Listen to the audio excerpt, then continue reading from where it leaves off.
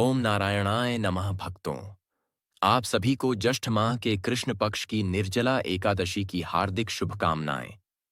आपका स्वागत है AK सियाराम की एक और नेकेड। आज हम जानेंगे आने वाली निर्जला एकादशी के बारे में। यह एकादशी बहुत ही खास होती है क्योंकि इसमें व्रत रखने वाले बिना जल के उपवास करते हैं। इसी वजह से इसे निर्जला एकादशी कहा जाता है। अब सवाल यह है कि इस बार निर्जला एकादशी किस तारीख को है? 6 जून या 7वीं जून? पूजा का शुभ समय क्या होगा? किस विधि से पूजा करनी चाहिए? कौन से मंत्रों का जाप करें? व्रत में किन चीजों का सेवन किया जा सकता है और किन का नहीं? इन सभी सवालों के जवाब हम आपको इस वीडियो में देने जा रहे हैं, इसलिए वीडियो को अंत तक जरूर देखें। ज्येष्ठ महीने की यह एकादशी जन्म जन्म के पापों से मुक्ति दिलाने वाली मानी जाती है और मोक्ष की प्राप्ति के लिए महिलाएं इसे बिना जल ग्रहण किए उपवास रखती हैं। इस व्रत में एक बूंद भी जल न ग्रहण करना नियमों में शामिल है। इसे सौभाग्य देने वाली एकादशी भी कहा गया है, जिसका अर्थ है कि यदि कोई महिला जो सौभाग्य से वंचित है वह इस व्रत को श्रद्धा से कर ले तो उसे संतान सुख और जीवन का सौभाग्य प्राप्त होता है। जिनके जीवन में दुर्भाग्य या परेशानियां चल रही हैं उनके लिए यह एकादशी बहुत लाभकारी मानी जाती है। इस दिन का उपवास सभी प्रकार के दोषों और दुखों से मुक्ति देने वाला होता है। यह व्रत जीवन की कठिनाइयों और आर्थिक संकटों से छुटकारा दिलाने का भी एक उपाय हो सकता है। अगर आपके जीवन में कलह है या आप मोक्ष की इच्छा रखते हैं तो निर्जला एकादशी का यह उपवास आपके लिए श्रेष्ठ साधन बन सकता है। अब बात करेंगे कि इस व्रत को कैसे करना है, क्या नियम होते हैं, क्या दान करना चाहिए और किस प्रकार पूजा करनी है। क्या इस दिन जल ग्रहण किया जा सकता है या नहीं? क्या कुछ विशेष वस्तुएं एक दिन पहले ही छोड़ देनी चाहिए? इस एकादशी का पालन किन विधियों से करना चाहिए और पूजन की संपूर्ण प्रक्रिया क्या है?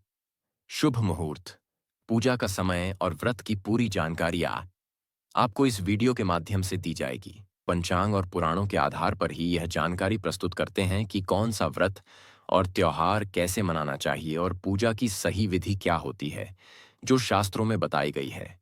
इसका समय क्या रहेगा, शुभ मुहूर्त क्या रहेगा, जो पंचांग हमें बताते हैं वही हम आपको बताते हैं। जानकारी शुरू करने से पहले आपसे निवेदन है कि यदि वीडियो आपको थोड़ी भी उपयोगी लगे तो एक बार लाइक जरूर कर दें, क्योंकि आपका एक लाइक हमारे लिए बहुत मायने रखता है।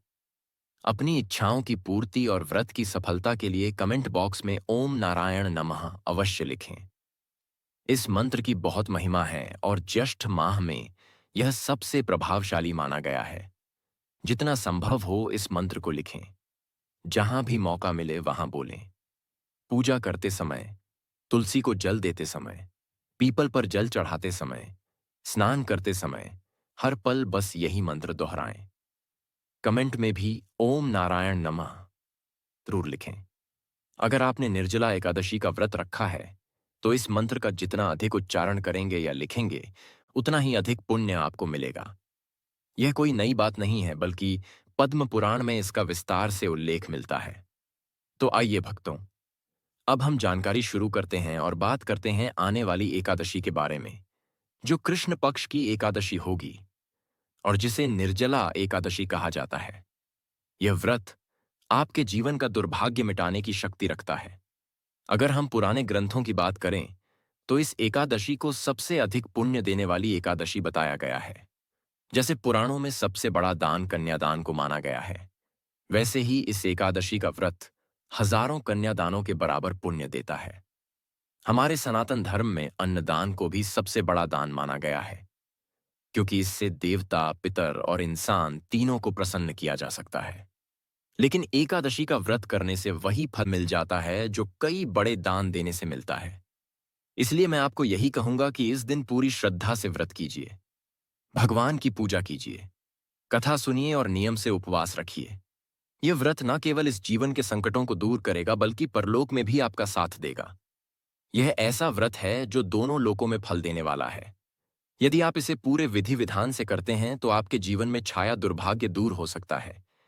चाहे आर्थिक परेशानी हो, शारीरिक तकलीफ हो, मानसिक तनाव या घर में कलह चल रही हो, व्यापार और नौकरी में रुकावट हो, जो भी समस्या हो, इस निर्जला एकादशी का व्रत नियम पूर्वक करें। उसका समाधान जरूर मिलेगा। इसके नियम अन्य निर्जला एकादशियों से थोड़ा अलग होते हैं। अर्जुन, नियम क्या हैं? यह आपको हम बताएंगे और कोई भी बात हम अपनी तरफ से नहीं कहेंगे, बल्कि जो पुराणों में लिखा है वही आपके सामने प्रस्तुत करेंगे। अब बात करते हैं कि इस निर्जला एकादशी की पूजा कैसे करनी है, इसके नियम क्या हैं और इसका पालन कब से करना है। जो भी श्रद्धालु इस व्रत को करने जा रहे हैं, उन्हें दशमी तिथि से ही कुछ चीजों का त्याग कर देना चाहिए। जैसे कि कांसे के बर्तनों में भोजन करना, इसे दशमी से ही बंद कर दें। मांस, मसूर की दाल, चने की दाल, हरी पत्तेदार सब्जियां, गोंडे और चने का साग, यह सब भी नहीं खाने चाहिए। शहद का प्रयोग वर्जित है। अब आप सोचेंगे कि पंचामृत में शहद नहीं डालेंगे तो क्या करेंगे? तो उसकी जगह आप गंगाजल मिला सकते हैं। इसके अलावा दशमी तिथि से ही दूसरों का बनाया भोजन ना करें और 2 बार भोजन करने से बचें। भोजन केवल 1 बार करें और दोपहर के बाद कुछ ना खाएं। ब्रह्मचर्य का पालन दशमी से ही करना शुरू कर दें। निर्जला एकादशी के दिन पान, गुटखा, तंबाकू जैसी चीजें बिल्कुल ना खाएं। यह व्रत को खंडित कर देती हैं। दांत साफ करने के लिए दातून या मंजन का प्रयोग भी ना करें, क्योंकि इनमें नमक या रसायन होते हैं। किसी की निंदा या चुगली ना करें। पापी स्वभाव के लोगों से बात भी ना करें। क्रोध और झूठ बोलने से भी दूर रहें। भोजन में केवल फलाहार करें और तेल, नमक तले भुने पदार्थों से दूर रहें। यह सभी चीजें दशमी से ही त्याग दें, ताकि एकादशी का व्रत शुद्ध रूप से किया जा सके। अब बात करते हैं व्रत की विधि की। एकादशी के दिन सूर्योदय से पहले उठ जाना चाहिए और यदि संभव हो तो स्नान करना चाहिए, क्योंकि ज्येष्ठ माह के स्नान की बहुत विशेष महिमा है। कहा गया है कि इस माह में किया गया स्नान कार्तिक स्नान से भी 1000 गुना अधिक पुण्य देने वाला होता है। बहुत लोग इस बात को नहीं जानते, लेकिन इसका कारण स्वयं भगवान श्री हरि विष्णु का वह वचन है जो उन्होंने यमराज को दिया था, जिसमें उन्होंने कहा था कि ज्येष्ठ मास का पुण्य सभी महीनों में सबसे श्रेष्ठ होता है।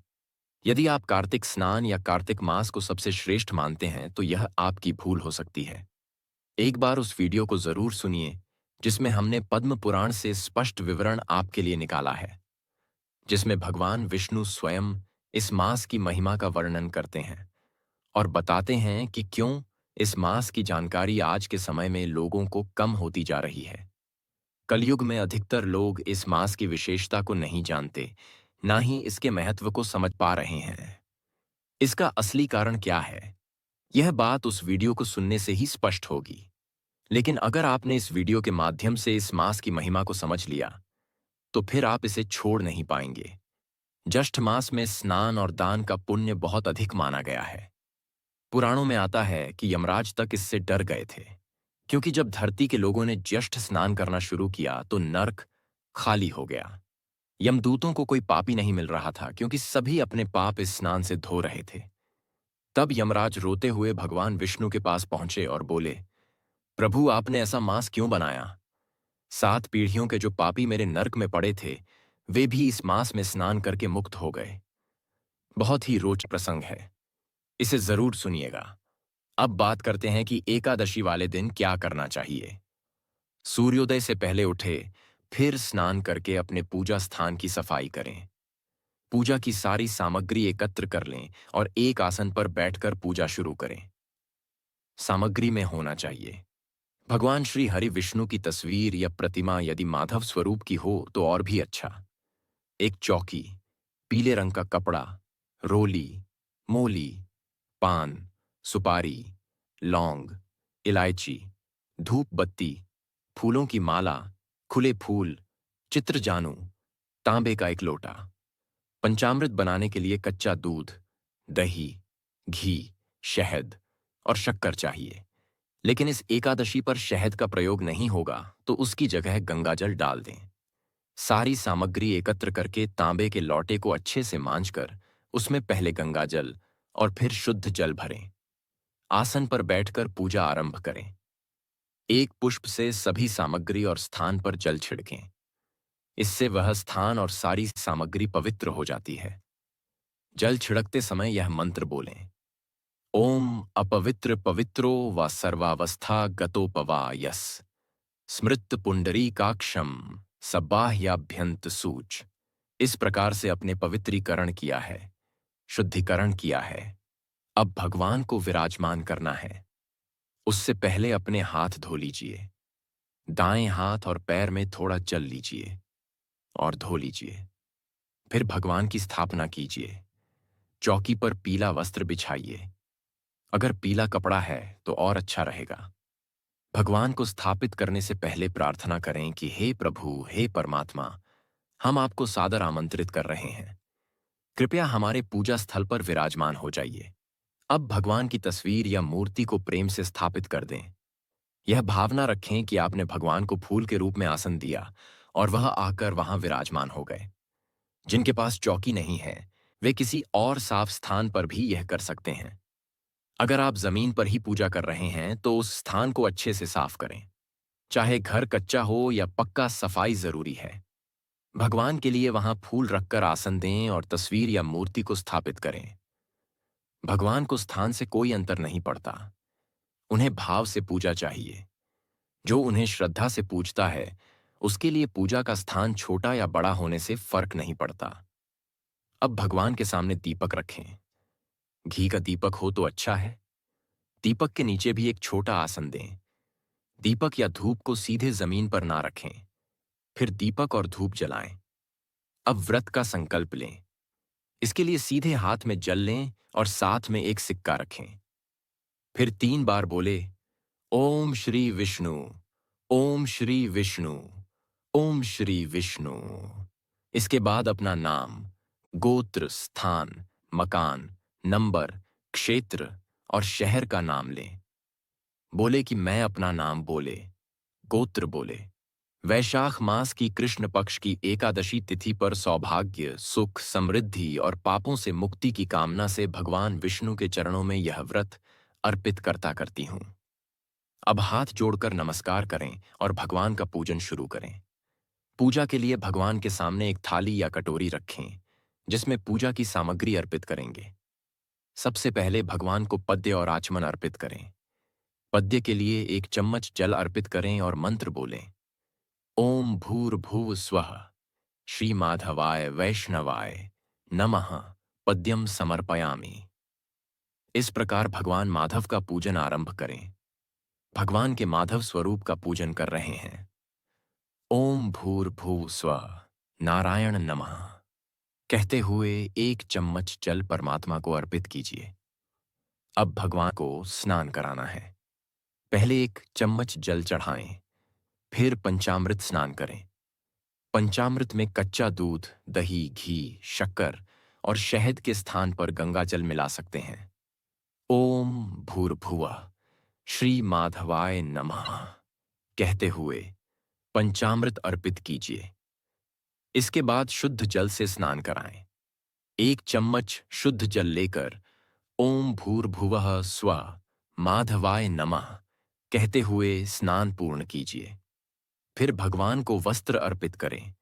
वस्त्र के लिए कोई साफ पीला कपड़े का टुकड़ा अर्पण करें। ओम भूर्भुवः स्वः वस्त्रम समर्पयामि कहते हुए वस्त्र अर्पित करें। अब भगवान को चंदन का तिलक लगाएं। चंदन अंगुली पर लेकर ओम भूर्भुव नमः कहते हुए भगवान को तिलक करें। फिर पुष्प या पुष्पमाला अर्पण करें। इसके बाद धूप और दीप अर्पण करें। दीपक में घी डालकर जलाएं और ओम भूर्भुव स्वः दीपम समर्पयामि श्री नारायणाय नमः कहते हुए अर्पण करें। फिर नैवेद्य अर्पित करें। अगर फल या मिठाई है तो वह अर्पित करें, नहीं तो मिश्री या सूखे मेवे चढ़ा सकते हैं। अब अजमानी अर्पित करें। 1 चम्मच जल लेकर ओम भूर्भुव स्वः नारायणाय नमः कहते हुए अर्पित करें। फिर तांबूल अर्पित करें। पान के पत्ते में 2 लौंग, 2 इलायची और 1 सुपारी रखें और उसे भगवान को समर्पित करें। इसके बाद दक्षिणा अर्पित करें। कोई भी सिक्का लेकर ओम भूर्भुव स्वः नारायण नमः कहते हुए भगवान को अर्पित करें। फिर हाथ जोड़कर भगवान को प्रणाम करें। उनसे प्रार्थना करें कि हे प्रभु, आज हमने एकादशी व्रत और पूजन किया है। कृपया इसे स्वीकार करें और हमें इस व्रत को सही ढंग से करने की शक्ति प्रदान करें। अब आप एकादशी की कथा सुने।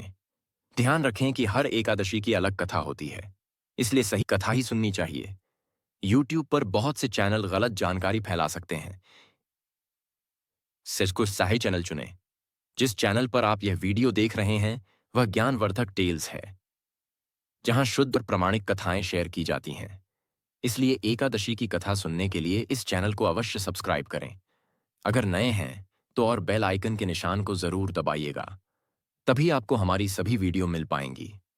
जब आप सब्सक्राइब करेंगे तो एक घंटी का निशान दिखेगा, उसे दबाना ना भूलें, नहीं तो वीडियो आपसे छूट सकते हैं। साथ ही विष्णु सहस्त्र नाम, नारायण कवच और एकादशी की कथा जरूर सुने। यह तीनों ही हम हर एकादशी पर अपलोड करते हैं, जिनका लाभ आप जरूर उठाएं। इसके बाद भगवान की आरती करें और पूरे दिन व्रत के नियमों का पालन करें।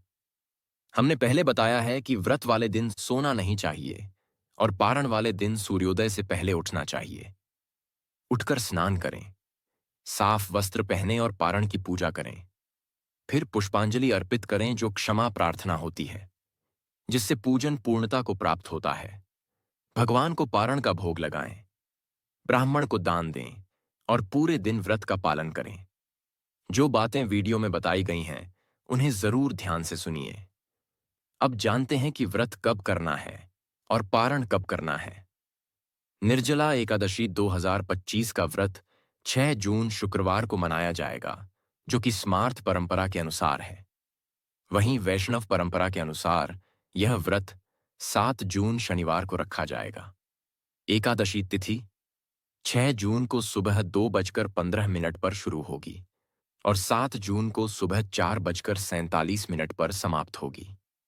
स्मार्त संप्रदाय के लोग 6 जून को व्रत रखेंगे और वैष्णव संप्रदाय के लोग 7 जून को स्मार्त व्रत का पारण 8 जून को दोपहर 1:40 से 4:30 बजे के बीच करना चाहिए। वहीं वैष्णव व्रत का पारण 9 जून को सुबह 7 बजे के बाद करना चाहिए। 5:23 से 7:30 के बीच होगा। पारण हरिवासर के बाद किया जाता है, जो 7 जून को सुबह 11:25 तक समाप्त होगा। अब बात करते हैं अभिजीत मुहूर्त की। यह हर दिन सूर्योदय के लगभग 24 से 48 मिनट बाद तक का समय होता है, जो बहुत शुभ माना जाता है। निर्जला एकादशी के दिन इस मुहूर्त में भगवान विष्णु की पूजा करने से विशेष फल मिलता है। यह व्रत सभी एकादशियों में सबसे कठिन माना गया है, क्योंकि इसमें जल और अन्न दोनों का त्याग होता है। इसे करने से साल भर की सभी एकादशियों का पुण्य प्राप्त होता है। महाभारत के अनुसार भीमसेन ने भी इस व्रत को रखा था, इसलिए इसे भीमसेनी एकादशी भी कहा जाता है। इस दिन भगवान विष्णु की पूजा, व्रत, दान और भजन कीर्तन से सारे पाप नष्ट हो जाते हैं और मोक्ष की प्राप्ति होती है। इस व्रत को जरूर करें, यह आपके लिए बहुत ही शुभ रहेगा। यदि यह जानकारी आपको थोड़ी भी उपयोगी लगी हो तो कृपया वीडियो को लाइक करें, क्योंकि आपका एक लाइक हमारे लिए बहुत मायने रखता है और हमारी टीम को और मेहनत करने का हौसला देता है। इसी तरह की जानकारी आपको एके सीआरएम चैनल के माध्यम से मिलती रहेगी, इसलिए चैनल को सब्सक्राइब करें ताकि नई वीडियो की सूचना आपको तुरंत मिल सके। वीडियो के अंत तक बने रहने के लिए आप सभी का धन्यवाद। मिलते हैं अगली वीडियो।